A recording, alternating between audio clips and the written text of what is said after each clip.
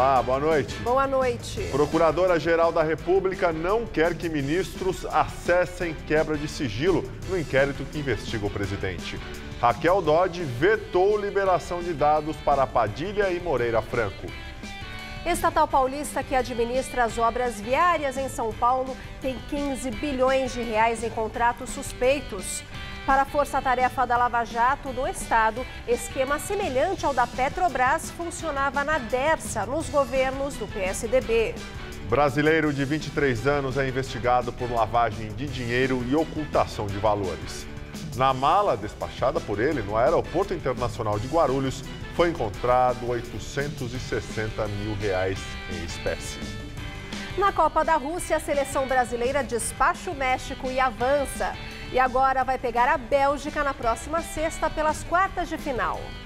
Você acompanha essas e outras notícias após o intervalo. Até já! Dor de ouvido, incômodo no nariz ou garganta são situações que atrapalham seu dia a dia. Aqui no Hospital Paulista, você conta com estrutura completa para tratar as dores mais comuns até as cirurgias complexas em otorrinolaringologia. Especialista em todas as consultas, pronto-socorro 24 horas, centro cirúrgico e UTI modernos, além de atendimento humanizado. Hospital Paulista, especialista em ouvido, nariz e garganta. Dr. Brasil Neto, diretor técnico médico, CRM/SP 70149. Guarujá Goldens, um novo conceito de empreendimento no litoral. Uma experiência de conforto e bem-estar para a sua família. Vista deslumbrante no melhor do Guarujá. Um resort 6 estrelas para toda a sua vida. Desconto de 15% até 30/4/2018. Guarujá Goldens, para você.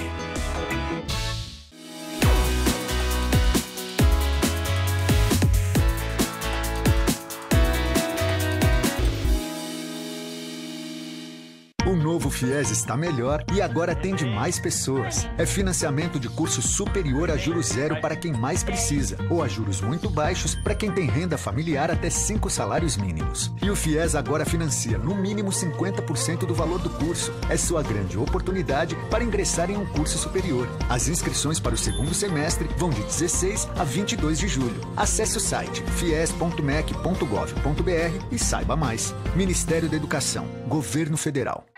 Tá a fim de escrever a sua própria história? Que tal dirigir a sua própria vida? Então corre pra cá, que a sua hora chegou. Bem-vindo ao Universo Casper, um lugar certo para você pensar, criar e questionar. Na Casper, razão e emoção se unem para fazer diferente, fazer melhor. E você, aceita o desafio? Tem muita coisa nova te esperando por aqui. Faculdade Casper Líbero, Vestibular 2019. Paixão por comunicação. Papo inteligente, música de qualidade, gastronomia requintada. O Todo Seu está sempre esperando por você. Olha que coisa linda. Porque está sempre impecável.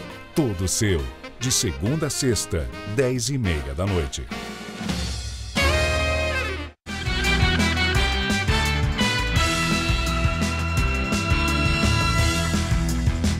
Em São Paulo, a meta de vacinação de idosos contra a gripe foi atingida, mas a de crianças e gestantes não. O Ministério da Saúde alerta: quase 70% das mortes neste ano foram causadas pelo vírus H1N1. O apresentador aqui da TV Gazeta, Rony Fon, precisou ser internado para tratar a doença. Ele se recuperou e retorna hoje ao programa Todo Seu. Rony Fon está em casa se recuperando da doença, mas as últimas semanas não foram fáceis. Imagine-se sendo atropelado por uma carreta de 5 eixos. Rapaz, você não aguenta levantar a mão. É uma coisa absurda. O apresentador do programa Todo Seu, da TV Gazeta, precisou ser internado no Hospital Albert Einstein, em São Paulo, para tratar os sintomas da gripe H1N1. Ele chegou a postar uma foto na última sexta-feira para os seguidores, informando que já tinha recebido alta. Rony disse que não tomou a vacina e aproveitou para fazer um alerta. O argumento, eu acho que deveria ser procurar um posto de vacina. Porque eu perdi uma prima irmã com H1N1. Dados do boletim epidemiológico do Ministério da Saúde apontam que o país já registrou 3.122 casos de influenza, com 535 mortes, o equivalente a mais do que o dobro do mesmo período do ano passado. O documento contabiliza os registros de atendimento da chamada Síndrome Aguda Respiratória Grave até o dia 29 de junho, a maioria causada pelo H1N1. Hoje, o Ministério da Saúde fez uma referência de 66% de morte decorrente do H1N1.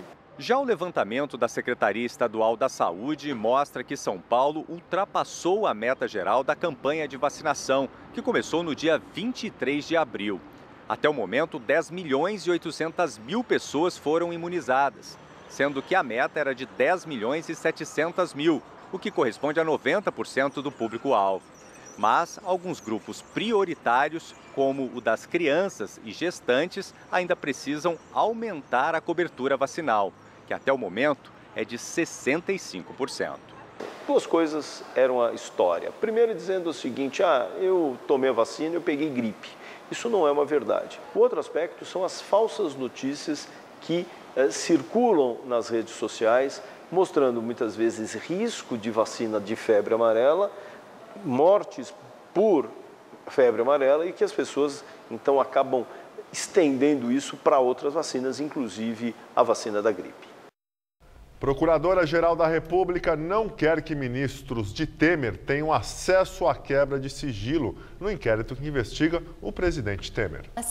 Raquel Dodge avalia que os ministros Eliseu Padilha, da Casa Civil, e Moreira Franco, de Minas e Energia, não devem ter acesso aos dados de quebra de sigilos telefônicos no caso em que são investigados. O presidente Michel Temer também é alvo desse inquérito. A Procuradora-Geral da República mandou o parecer para o Supremo Tribunal Federal a partir do pedido dos dois ministros e argumentou que o direito de acesso aos autos se limita às provas já documentadas no processo e, se feito antes, pode prejudicar a apuração. Dodge defendeu que é preciso estabelecer um equilíbrio entre o exercício da ampla defesa e a eficácia das investigações.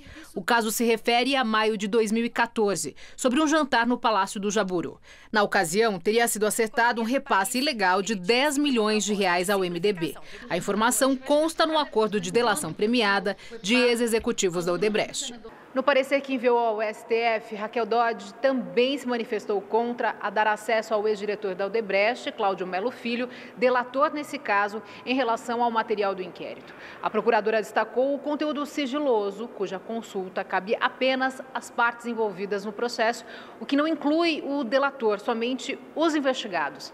A decisão sobre os pedidos dos ministros e do ex-executivo da empreiteira ainda será dada pelo relator da Lava Jato no Supremo, o ministro Edson Fachin. O inquérito apura se houve pagamento de propina para irrigar campanhas eleitorais do MDB em troca de atendimento de interesses da Odebrecht na Secretaria de Aviação Civil da Presidência da República. Os dois ministros de Temer chefiaram a pasta no governo Dilma. Todos os políticos contestam as informações.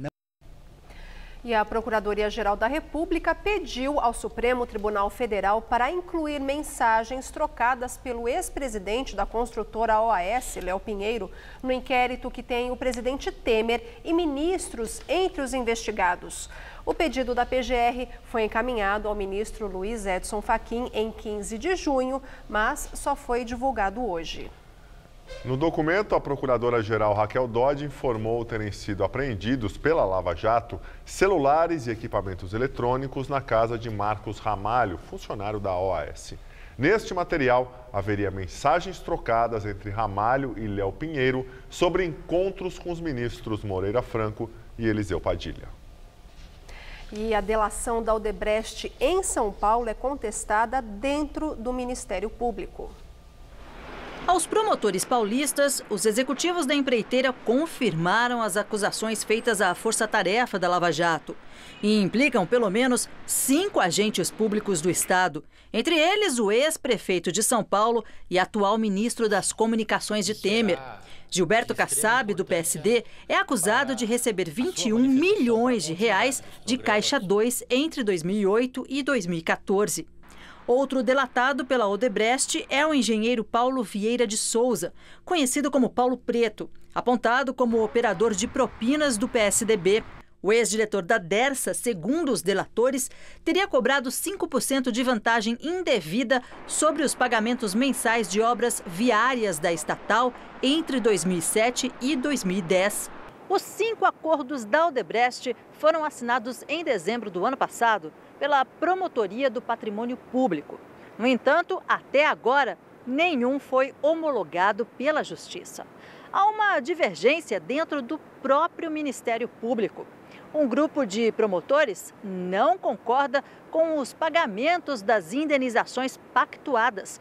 Consideram valores baixos e prazo extenso, mais de 20 anos.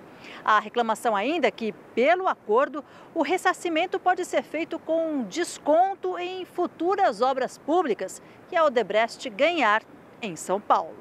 Os promotores criticam ainda a possibilidade da empreiteira retomar um contrato de 503 milhões de reais com a prefeitura da capital.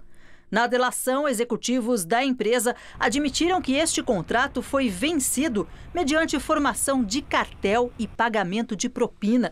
Pelo pacto com o Ministério Público Paulista, a Odebrecht se comprometeu a pagar até agora 42 milhões e 600 mil reais. Em São Paulo, com base nas delações da companhia, a promotoria já instaurou cerca de 30 inquéritos. Gilberto Kassab, do PSD, ministro das Comunicações de Temer, nega as acusações. Nos acordos de delação firmados em São Paulo, executivos da Odebrecht citaram ainda 2 ex-secretários da gestão Kassab, Elton Zacarias, de Infraestrutura, e Orlando Almeida Filho, de Habitação e Controle Urbano. Os 2 são acusados de receber propina da empreiteira. Já o ex-vereador e ex-deputado federal pelo PT, Francisco Chagas, é acusado de receber Caixa 2 para a campanha eleitoral em 2010. Todos negam as acusações. A Dersa, estatal paulista, que administra as grandes obras viárias em São Paulo, está sob investigação da Lava Jato com 15 bilhões de reais em contratos suspeitos. A informação foi publicada pelo jornal O Globo. De acordo com o jornal, estão sob suspeita os maiores projetos da Dersa, entre eles o Rodoanel. Iniciado há mais de 20 anos, a obra ainda não foi concluída. O orçamento inicial foi de 9 bilhões e 900 milhões de reais. E até agora, segundo o Globo, já custou mais de 19 bilhões de reais. Para a Força-Tarefa da Lava Jato em São Paulo, na Dersa há um cenário que lembra o que ocorreu na Petrobras. Interferência política, doleiros, operadores financeiros para lavar dinheiro e agentes públicos suspeitos de gerenciar cartéis de empreiteiras. Os ex-executivos da estatal, Paulo Preto e Laurence Casagrande Lourenço, estão na mira dos investigadores. Os 2 foram presos este ano. Paulo Preto está solto por determinação do ministro Gilmar Mendes, do STF. O ex-diretor de engenharia da Dersa é acusado de cobrar propina e destinar o dinheiro a campanhas do PSDB. Ele teria como aliados os tucanos Aloísio Nunes, ministro de Relações Exteriores, e o senador José Serra. Paulo Preto também é investigado por manter 113 milhões de reais em contas na Suíça. Já Laurence Casagrande teve a prisão preventiva decretada na semana passada por ordem da Justiça Federal em São Paulo. Ele é acusado de desviar recursos nas obras do trecho norte do Rodoanel. A suspeita é que os desvios ultrapassaram 600 milhões de reais.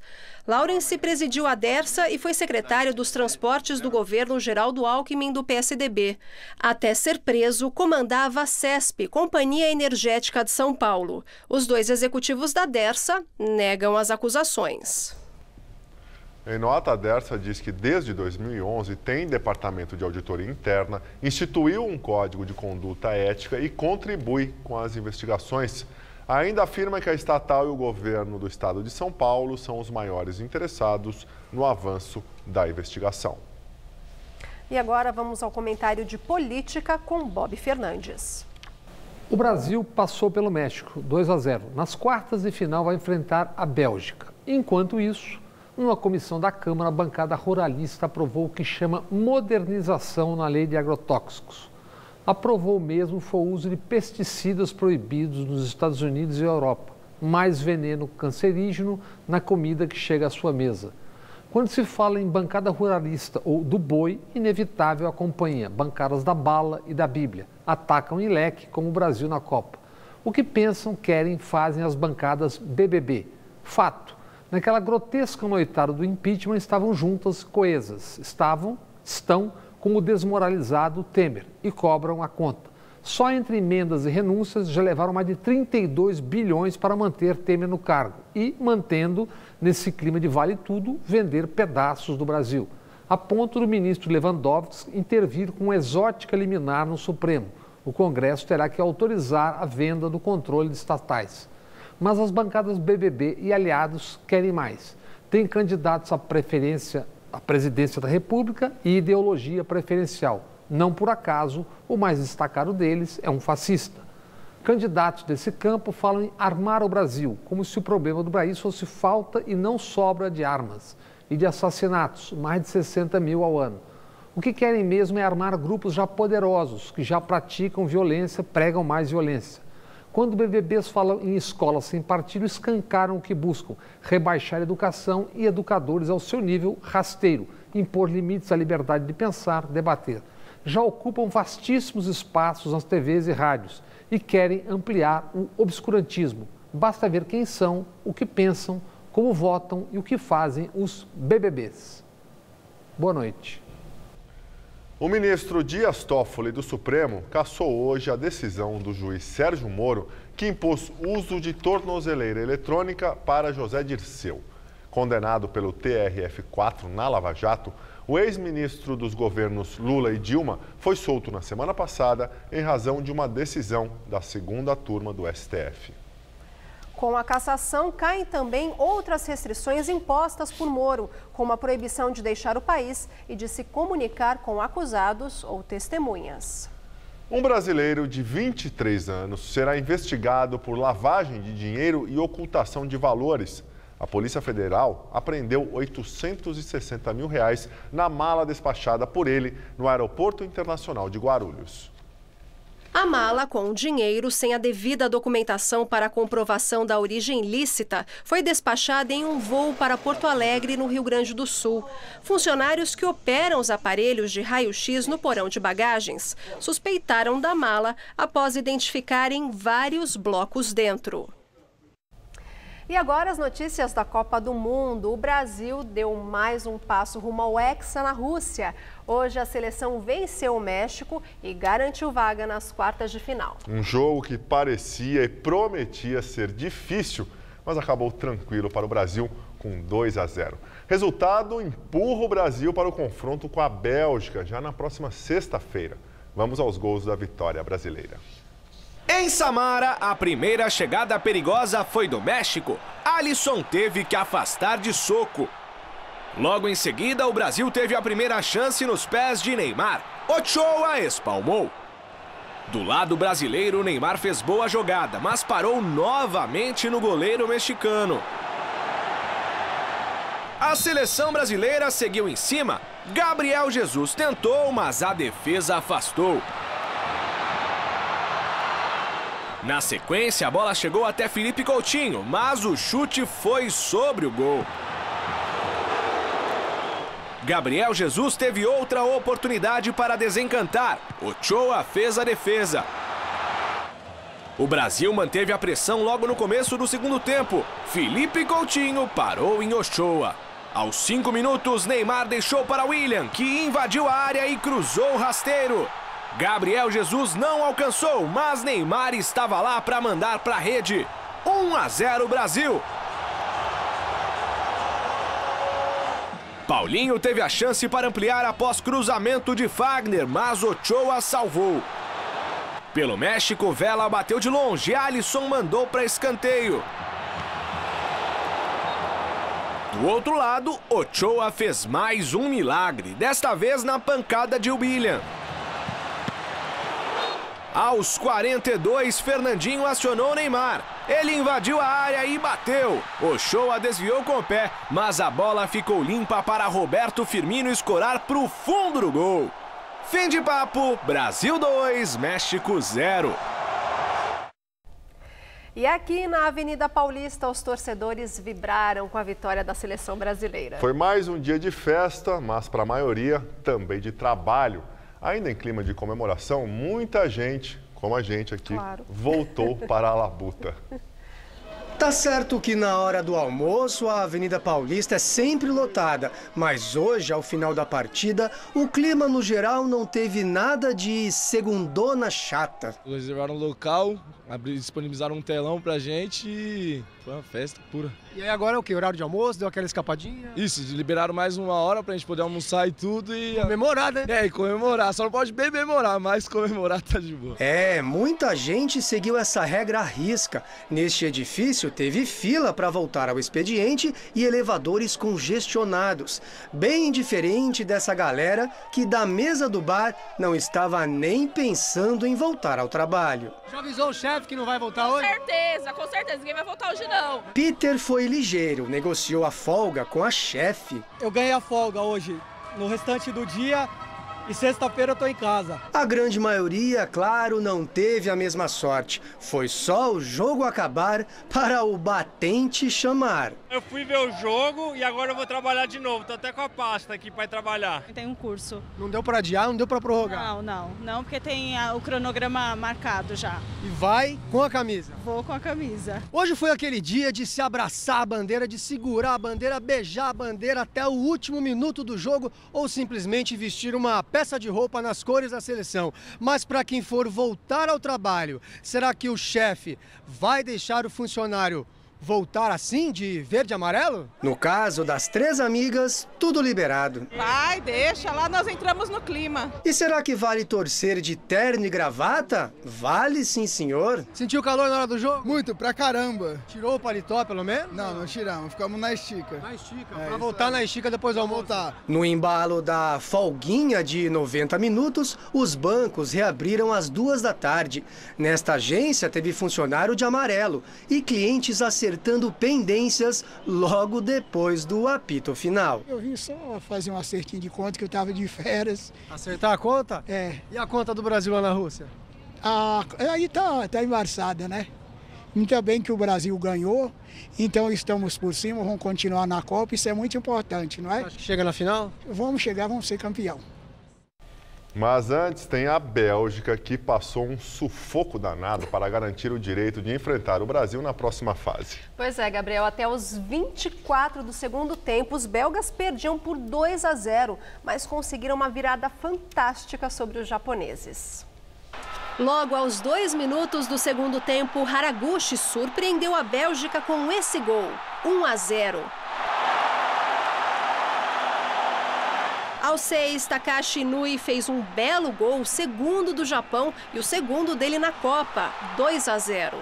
A reação belga começou aos 24, Vertonghen descontou.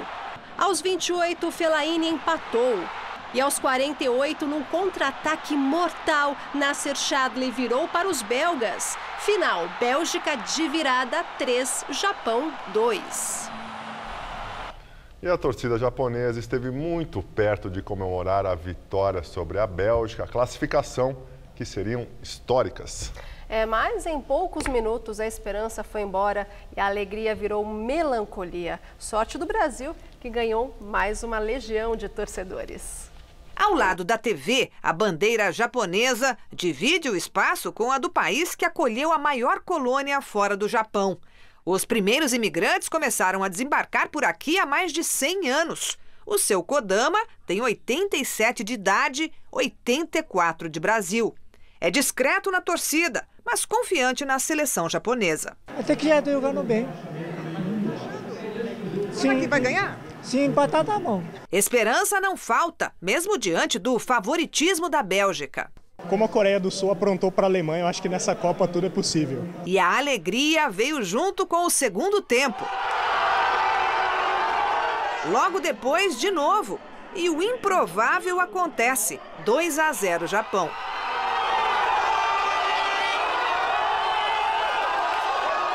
Chegar nesse ponto aqui, pra gente está sendo um sonho mesmo. Super contente. Eu acho que hoje vai ganhar Japão. Mas enquanto a bola rola, não há garantia. E a felicidade não dura. Desalento no empate, decepção com a virada. Torcedor perplexo, em lágrimas. Lá se foi o sonho de chegar às quartas de final na Copa, uma posição que o Japão nunca esteve. Ao mata-mata, a seleção japonesa só tinha chegado outras 2 vezes, em 2002 e em 2010. Desta vez foi sufoco, empatou em tudo com o Senegal e só alcançou as oitavas porque tinha menos cartões amarelos. Agora, para o coração da comunidade nipônica em São Paulo, mais difícil do que passar pela Bélgica seria ter de jogar contra o Brasil. Com certeza, porque eu torço para os dois, né? Ia ficar bem dividido, né? Então ia ser bem complicado. Seria disputa dolorosa para um peito que é multicolorido. Metade verde e amarelo e metade branco e vermelho. É o coração da comunidade? Isso. Agora, sem o Japão no páreo, fica até mais fácil. Vai ganhar o Brasil. Agora só o Brasil. Amanhã, 2 partidas encerram as oitavas de final do Mundial. Suíça e Suécia jogam pela manhã e à tarde a Colômbia enfrenta a Inglaterra. As 4 seleções se preparam de olho nas quartas. Na primeira partida do dia, em São Petersburgo, às 11 horas da manhã, horário de Brasília, a Suécia enfrenta a Suíça. Após a última atividade dos suecos, já no estádio Krestovski, o técnico Gianni Andersson e o capitão Andreas Granqvist deixaram todo o favoritismo do embate para os suíços, que nem sempre as maiores e melhores nações saem vencedoras.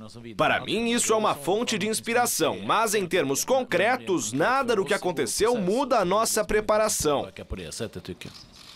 Do lado da Suíça, a coletiva de imprensa depois do reconhecimento do gramado de São Petersburgo ficou marcada pela resposta do meia Xhaka para uma declaração do sueco Mikael Lustig, que teria dito que provocaria o meia suíço até ele ser expulso. Estou confiante que não serei expulso. Vou ficar em campo até o fim. Na segunda partida do dia, às 3 horas da tarde, horário de Brasília, em Moscou, Colômbia e Inglaterra decidem mais uma vaga nas quartas de final. A seleção sul-americana fará mistério até o horário da partida quanto à escalação ou não de James Rodrigues. Ele não tem nenhuma contusão séria ou grande, a situação dele evoluiu bastante. Já na Inglaterra, a ansiedade com os jogos decisivos da Copa do Mundo é grande. O hoje técnico Gareth Southgate prega respeito com todos os possíveis adversários da Inglaterra, caso o time passe para as próximas fases. Já estivemos nesta posição antes, muitas vezes ao longo dos últimos anos. É inútil pensar sobre o que pode acontecer depois do jogo de amanhã. Estamos concentrados na Colômbia e no nosso desempenho. Depois de mais de uma semana de apreensão, uma boa notícia. 12 crianças e um professor desaparecidos em uma caverna da Tailândia foram encontrados.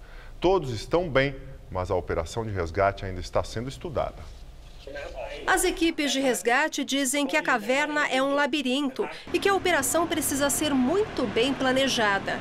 Enquanto isso, o grupo receberá os primeiros socorros no centro médico montado na caverna, já que todos estão com a saúde fragilizada depois do longo período sem comer. A operação é considerada difícil porque os meninos e o treinador terão que mergulhar para sair da caverna, o que é sempre delicado quando um resgate envolve o mergulho de não profissionais. As crianças e o técnico sumiram depois de um treino há 9 dias. Autoridades acreditam que eles tenham entrado na caverna Tan Luang, perto da fronteira com Mianmar, para se abrigar do mau tempo. Eles afirmaram que conheciam bem o lugar, mas ficaram presos com a inundação das câmaras que formam a caverna por causa das fortes chuvas que atingem a região. Nós ficamos por aqui. A edição de hoje pode ser vista no site do Jornal da Gazeta. Muito obrigado pela sua companhia. Tenha uma excelente noite, uma ótima semana. Até amanhã, Luciana. Até amanhã, Gabriel. Boa noite para você e fique agora com o programa Todo Seu com o Rony Fon.